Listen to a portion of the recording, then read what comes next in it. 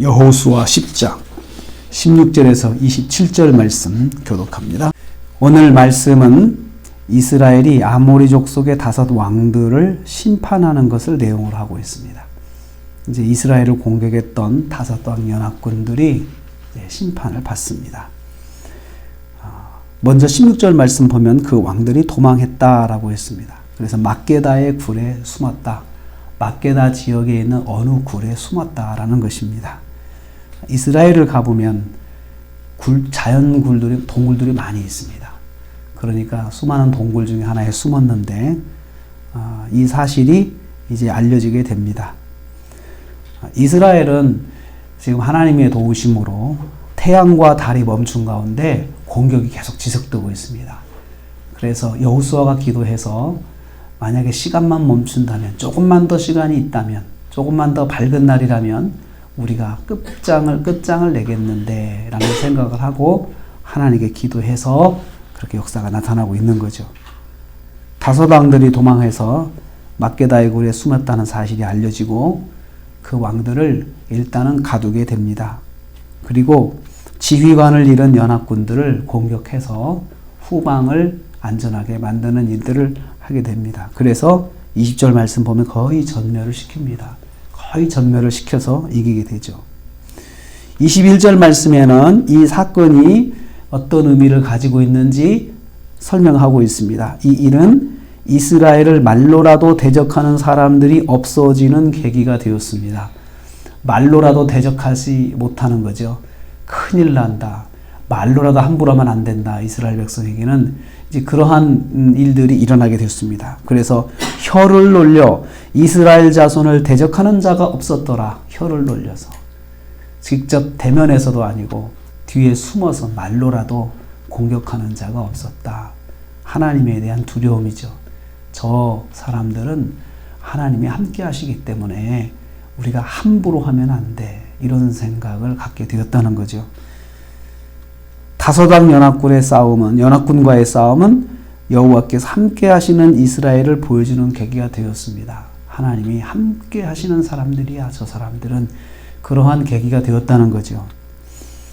이스라엘이 어려움 당하는 것 같았지만 사실은 그 일을 통해서 하나님이 함께 하는 사람이라는 것을 보여주는 계기가 되었습니다.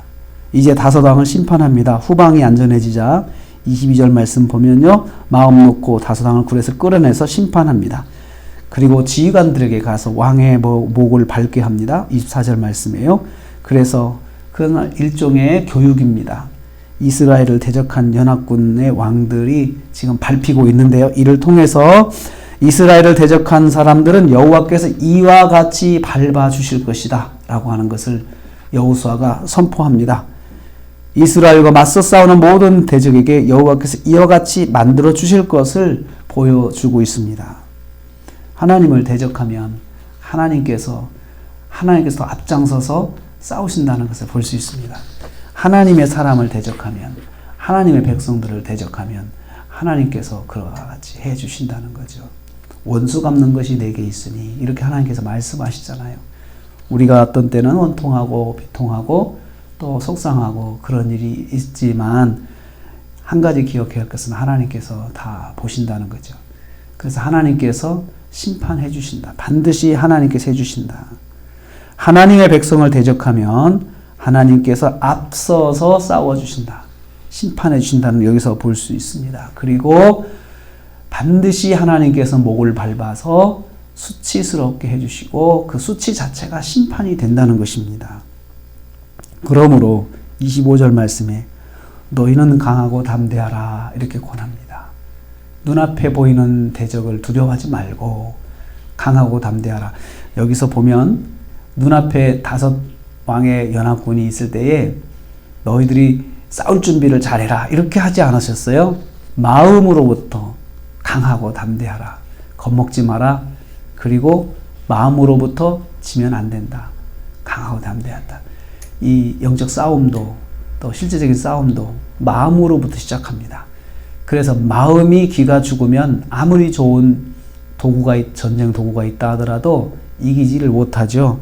그래서 마음으로부터 강하고 담대해야 되는데 왜냐하면 지금까지 일어난 사건을 통해서 하나님이 우리와 함께 하시고 하나님께서 우리를 위해 싸우신다는 것을 보았기 때문에 이제부터는 우리는 강하고 담대해야 된다. 눈앞에 보이는 적을 가지고 두려워하지 말고 주저앉지 말고 낙심하지 말고 절망하지 말고 강하고 담대해야 된다. 여호와를 전적으로 의지하고 담대하게 싸울 때에 여호와께서 승리해 주신다. 승리하게 해주신다는 것을 이스라엘 백성에게 교훈을 해주게 되었습니다. 그러므로 어떤 상황에서도 마음의 담대함을 놓지 말아야 합니다. 우리가 마음이 무너지면 몸이 무너지잖아요. 그런데 끝까지 마음이 무너지지 않으면 몸도 지탱을 해줍니다. 그래서 우리가 어떤 일을 당해도 마음으로부터 낙심하지 않고 두려워하지 않아야 합니다. 담대해야 됩니다. 그래서 이 마음은 주님 부르실 그날까지 유지해야 됩니다. 강하고 담대하게. 왜냐하면 하나님이 함께 하시지. 하나님께서 내 편이 되시지. 하나님께서 나를 도와주시지 하는 그 마음으로 마음을 자꾸 다스려야 되고 그래서 담대해야 되는 것입니다. 내 힘과 내 능력으로 담대하다, 강하라 이것이 아니고 하나님이 함께 하시는 것을 봤지.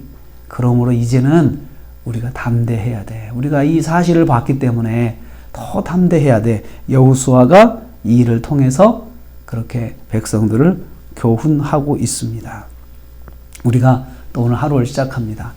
이 새벽부터 우리가 나와서 기도하면서 제일 먼저 할 수 있는 건 마음을 강하고 담대하게 하는 것입니다. 무슨 일을 만나든지 간에 항상 하나님이 나와 함께 하시지. 하나님 어떻게 할까요? 하나님 저에게 힘을 주세요. 하고 하나님을 붙잡는 것이 그것이 강하고 담대한 비결입니다. 종이가 벽지가 한 장 한 장은 그냥 찢을 수 있지만 벽에 붙어 있으면 찢을 수가 없잖아요. 우리가 하나님을 의지하는 때, 하나님을 의지할 때 그것이 바로 강하고 담대한 것입니다. 내가 마음을 굳게 먹어야겠다. 이것이 강하고 담대한 게 아니고 하나님을 붙잡아야겠다. 이것이 강하고 담대한 것입니다. 오늘 하루 하나님 앞에서 강하고 담대하게 하나님을 의지하고 오늘 하루를 승리하시기를 주님의 이름으로 축복합니다.